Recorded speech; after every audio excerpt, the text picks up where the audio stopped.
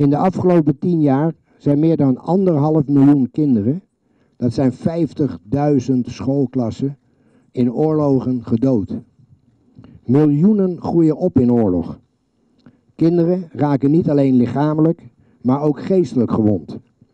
Ze lijden aan terugkerende nachtmerries, depressies, angstaanvallen en woedeuitbarstingen.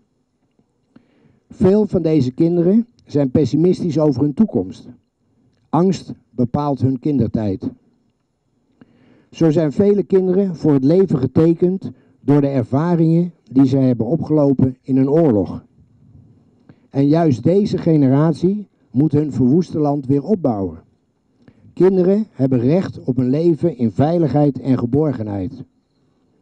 Daarom moeten we er alles aan doen om deze kinderen te ondersteunen. Want een vreedzame wereld kan niet ontstaan in een cultuur van oorlog. Angst veroorzaakt haat. Als wij niet leren van onze fouten, groeien deze miljoenen onderdrukte kinderen op in angst. En mogelijk tot de onderdrukkers van de toekomst. Het is daarom te meer van belang om te blijven herdenken. Terug te blijven kijken op het verleden en ervan te leren. Dat geldt voor de maatschappij, maar dat geldt zeker ook voor de mensen bij de krijgsmacht. Wij moeten ons bij uitstek bewust zijn van de offers van onze collega's. En van het belang van wat er op 5 mei gevierd wordt. Sinds de Tweede Wereldoorlog hebben Nederlandse militairen zich ingezet om een bijdrage te leveren aan vrede, veiligheid en vrijheid.